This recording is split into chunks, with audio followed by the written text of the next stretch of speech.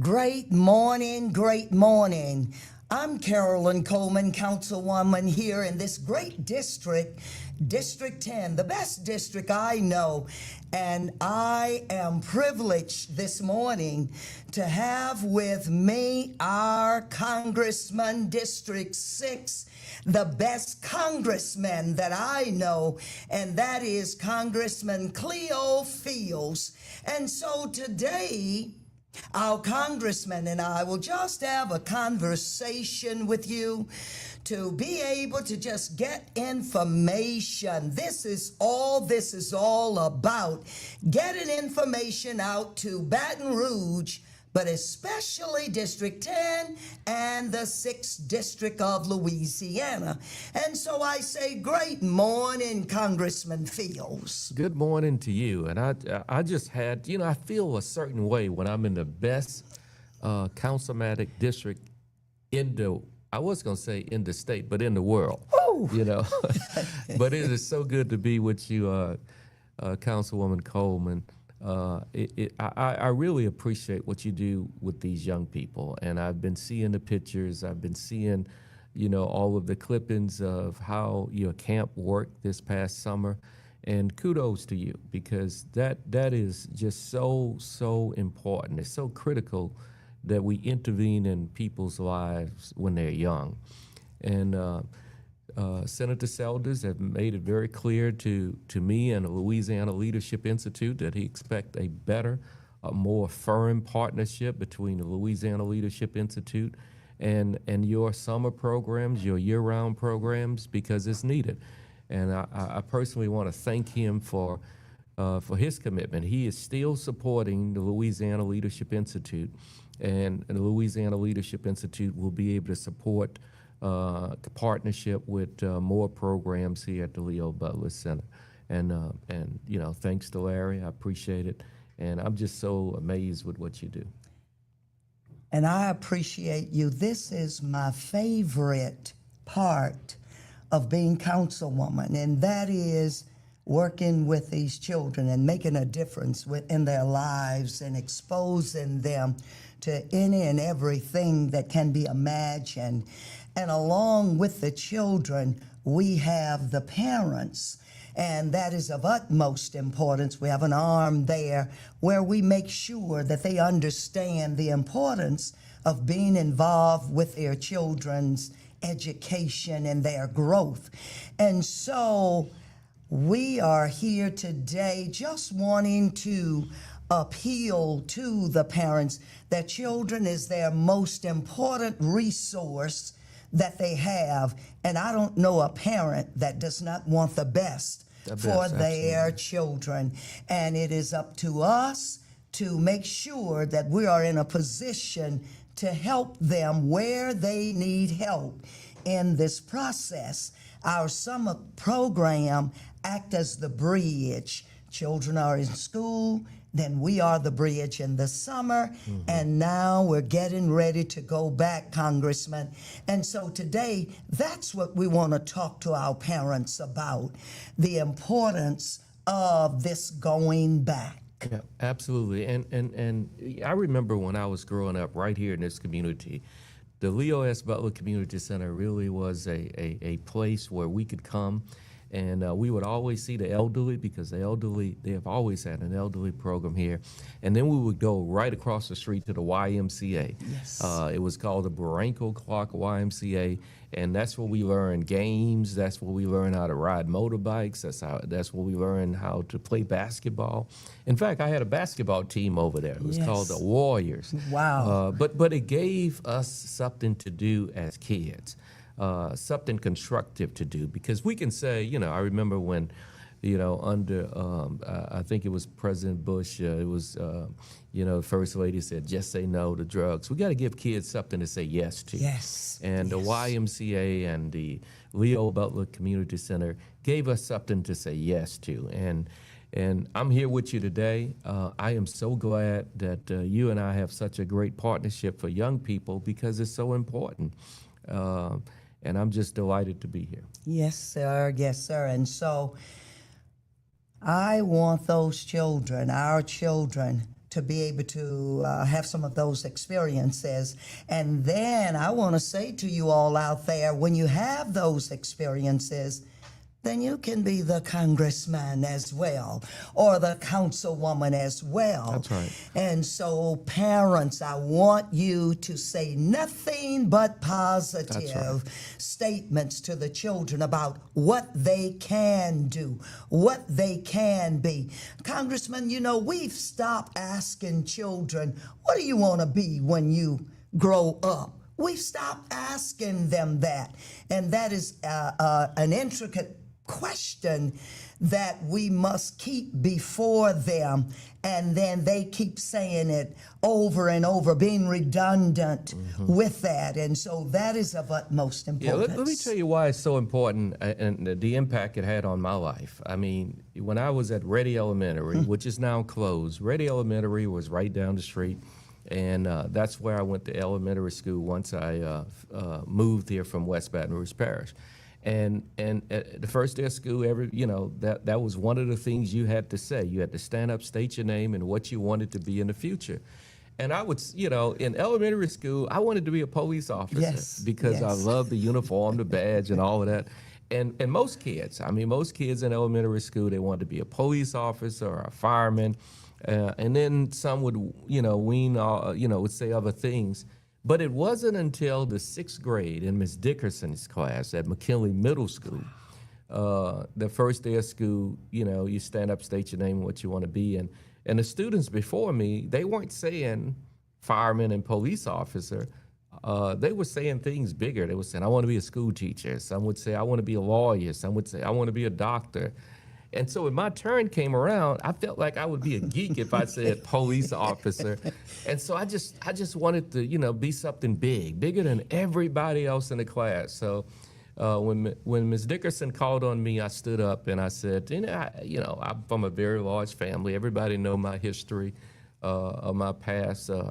Very, very poor family, 10 of us. And we didn't have new school clothes to wear to school on the first day of class. And I stood up with my hand-me-downs and I said, I can't say police officer. So I said, my name is Cleo Fields, and I want to be president of the United States of America when I grow up. Now, I didn't say that for any other reason than to say something bigger than everybody else. But everybody in the class laughed. And it wasn't a mean laugh. It was like, really? Yeah, right.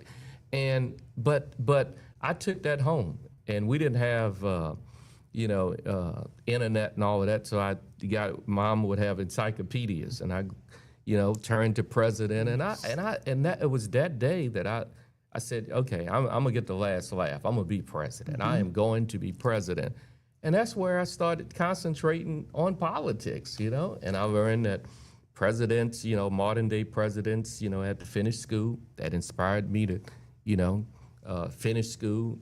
Most of them went to college. That inspired me to go to college. Many of them were lawyers. It inspired me to go to law school. And then I learned that, most modern day presidents were either, a governor or from Congress. And so that inspired me to run for governor, inspired me to run for Congress. So when people, say, well, what got you into politics? It all started with a laugh. And that's one of the things, for those young people that are listening, there are no impossible dreams, No, I've never run for president, never been elected president, but I got close. I'm in Congress. Yes, you are. Yes, you are. That's right. But I don't know if they had not laughed at me that day, if I would have gone down that road. So when people laugh at you because you're from South Baton Rouge and because maybe you're from a large family and you're from a single parent household, you take that laugh as inspiration. Yes. Because that's what I did. And young people in South Baton Rouge today, they're the future doctors, lawyers, engineers. There's a person who can solve the cure for cancer in this community right here, right now. Right now, Congressman. Absolutely. And I can guarantee you it's a kid. It is a kid. I believe that it's a kid that has that ability. And so I'm waiting for the book. You all heard all of this. I'm waiting for the book, Congressman.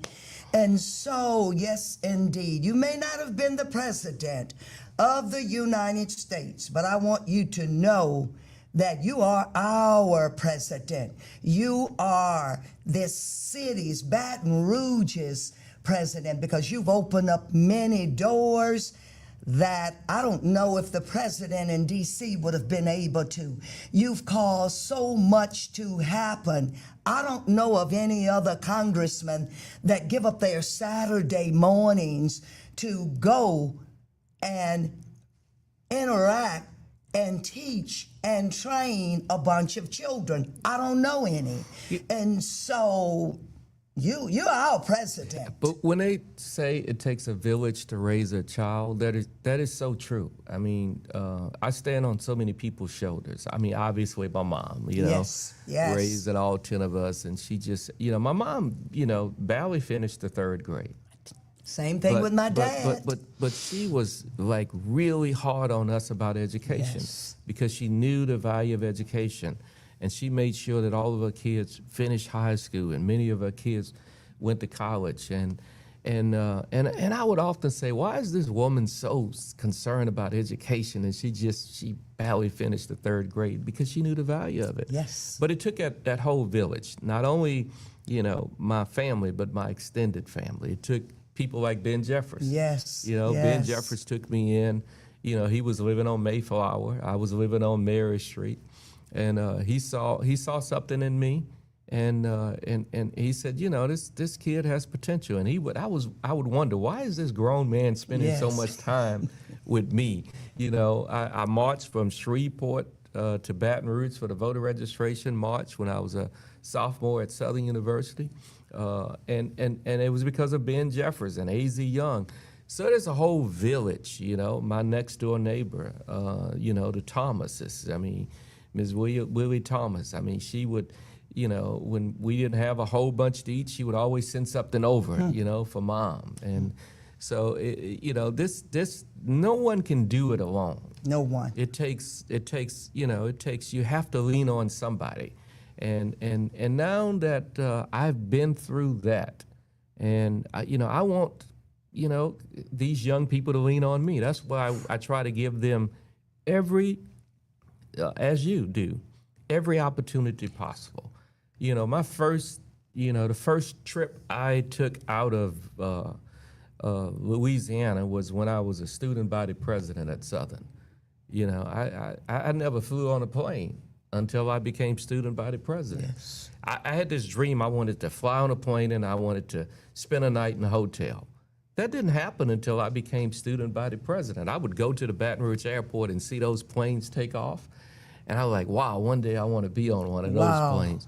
But there's so many of our young people right here in South Baton Rouge that don't get exposed, like I didn't get exposed until I became a student body president at Southern. And what we're trying to do and what you are trying to do is expose them early. They ought not, their first time leaving the city of Baton Rouge ought not be when they when they go to college. We ought to give them that exposure early. And the more exposure we give our kids, the more that brain just opens up, and they look at all those opportunities. And they will never forget. They will never forget. I know those children will never forget that train ride. They will never forget Muse Farm. Yep. They will holding the chickens. You got to give them the balance of it all. They will never forget going to that city club. They will never forget going to Southern University. They will never forget LSU. They will never forget any of the experiences that they've had. And so I lay awake some nights saying, what's next? Where else? What else can I do?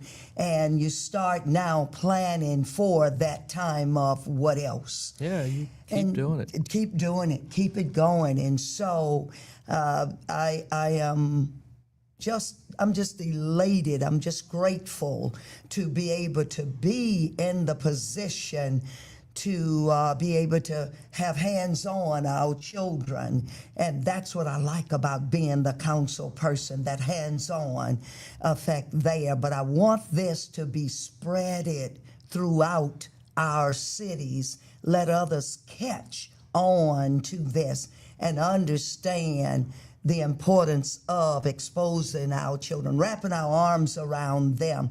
And the heartwarming part is when they see you out in the community. In the community and running up to you, and doesn't matter if you're dressed up, that hug feels so good there. And so now it's time, Congressman, for them to go back to school. And so just maybe 2 weeks away. So what would you have them to know? What would you say to our parents and children that are out there that can't miss more than 5 days a semester, or they're going to become in jeopardy of failing, or 10 for the year in jeopardy of failing and not getting suspended, and definitely no expulsions, because you can't learn anything if you're not in that seat in that classroom? Well, the first thing I would recommend to parents is, like we had they call it the Black House here in South Baton Rouge. Yes. We had the community advancement.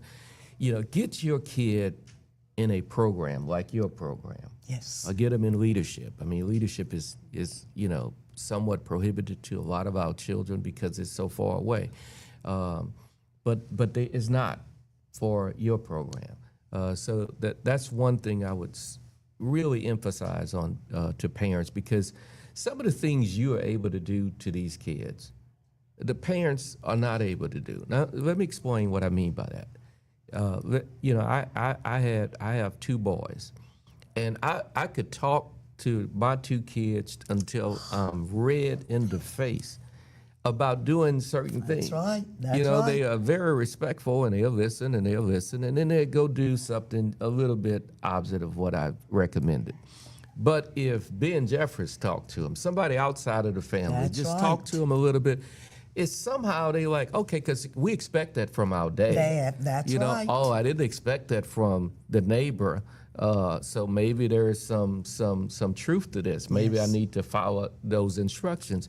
So there is a lot of benefit putting your kids in programs like yours and the program that I have, and other programs. There are all kinds of programs. That's the first thing I would recommend. Secondly, spend as much time, back in the day, and I think they still do it today, we had open house before each school year. That's right. And that's where the right. parent actually met the teacher. Teachers. And my mom would go to those open houses, and she would tell us, I want to know who your teacher is. Not because she wanted to, like, if something happens, I'm gonna go down there and put some hurt on it. No, my mom, I was always wrong. That's if right. the teacher called the house, I was wrong. And so what my mom would do, she would change numbers.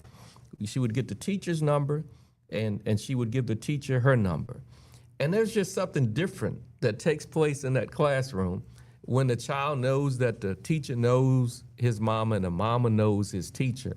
I would do that. I would certainly do that. And then the third thing I would do is inspire your child every day.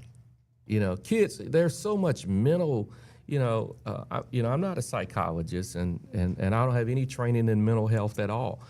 But I do know that some of the same issues that I was faced with as a kid are the same issues that kids are being faced with now. It's just more of it. It's just more public, and but I had a mom who always talked to me, and I would encourage parents, always talk to your kids, and make them feel like you are that safe place. Have that private conversation with them. How was school today? Not just at the dinner table, just one-on-one. And because a lot of our kids are now feeling that they don't have anyone to talk to. That's the first thing they'll say. And so start the school year off like that, and I think it's going to end better if it starts that way. And I find that if parents do that and push them and All right, school is important. Even if you don't understand the math, even if you don't understand those subjects, as a parent, that's going to encourage those children to pay closer attention in class, to ask those questions, to make sure that they get that understanding before they get home. And then they'll be in a posture of teaching parents something. A very good point. I have a bill in Congress today. It won't pass this Congress. I know it won't, because the cost is just astronomical. Because when the Congress people look at it, they say, "Oh, that costs too much." We got to intervene in kids' lives early, because what's happening now we are putting our kids, in school up until we passed the law to make kindergarten mandatory. We're putting our kids in school. It used to be the first grade, in kindergarten.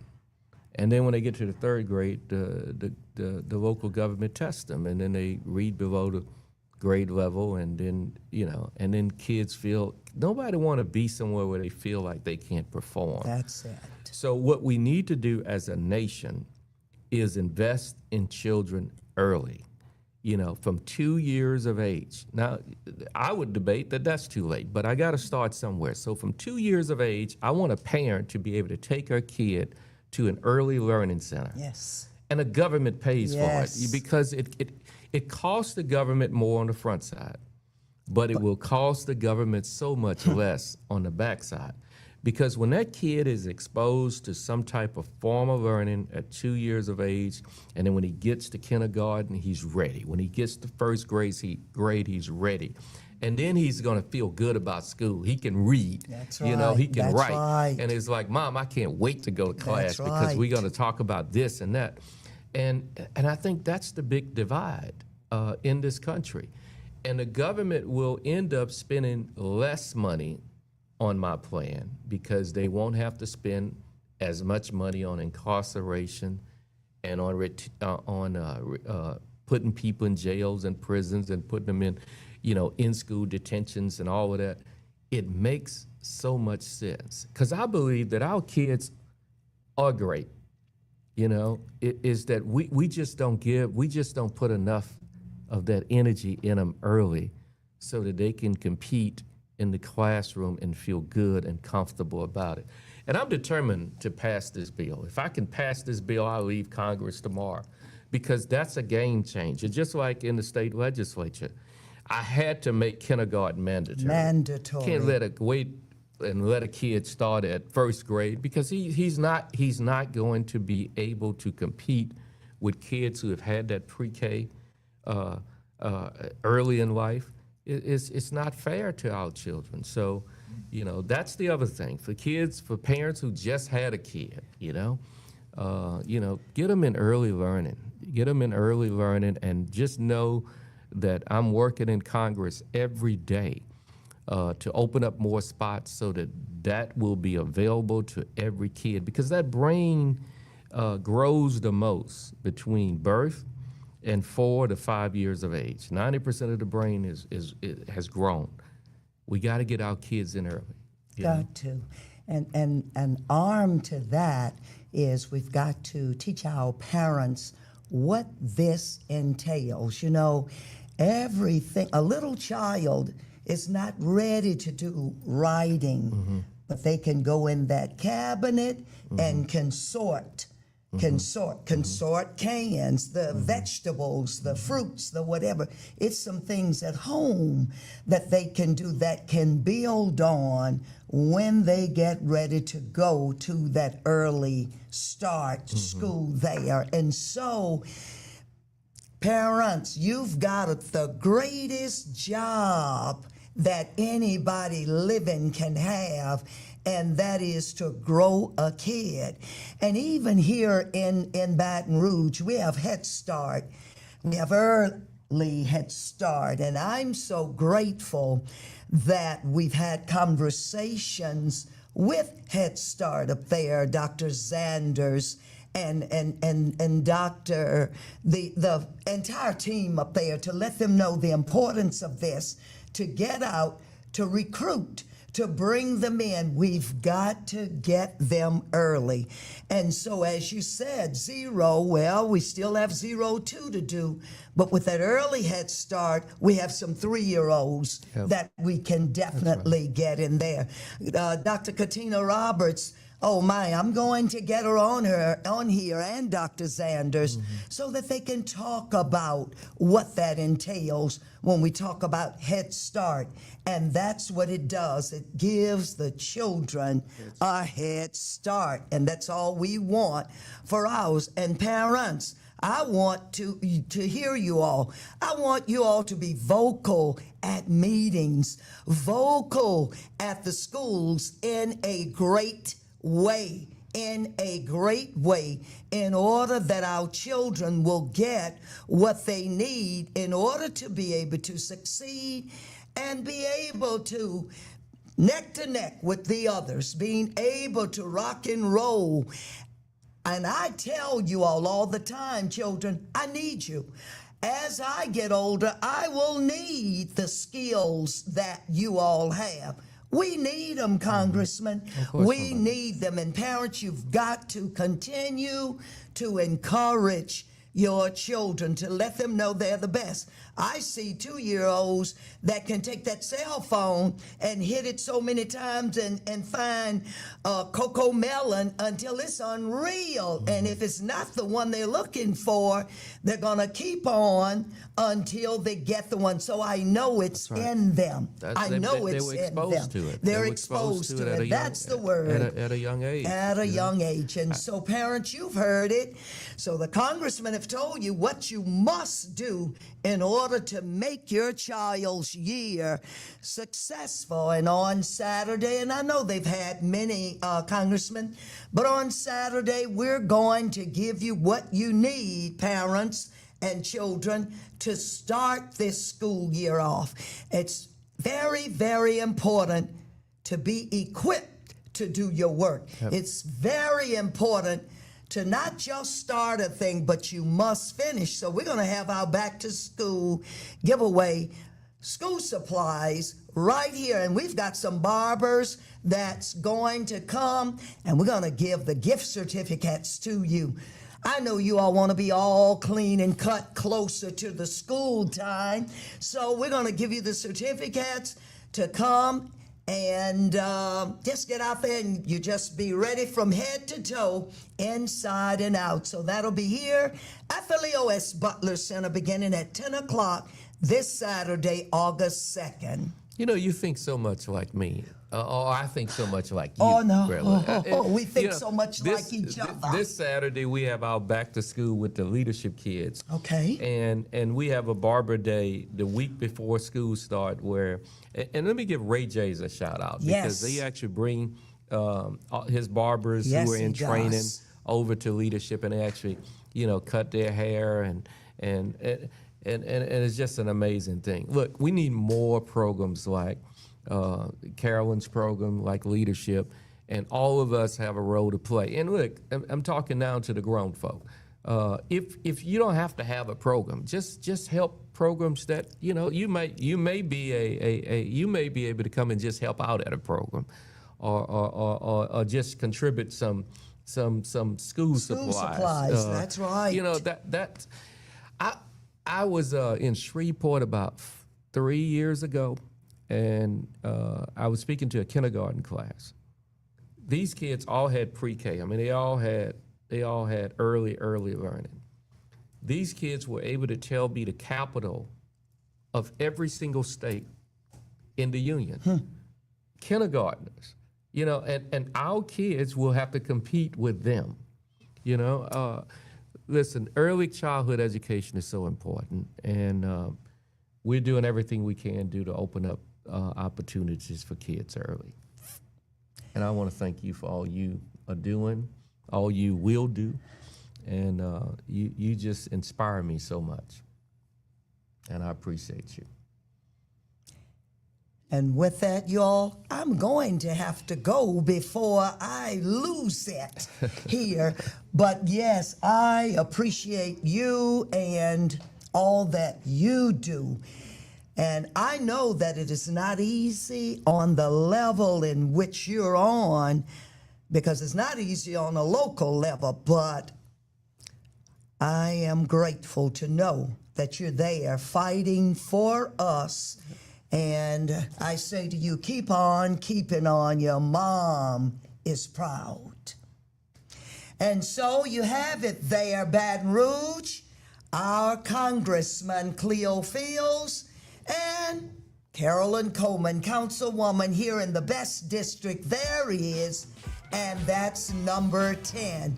So we will see you later.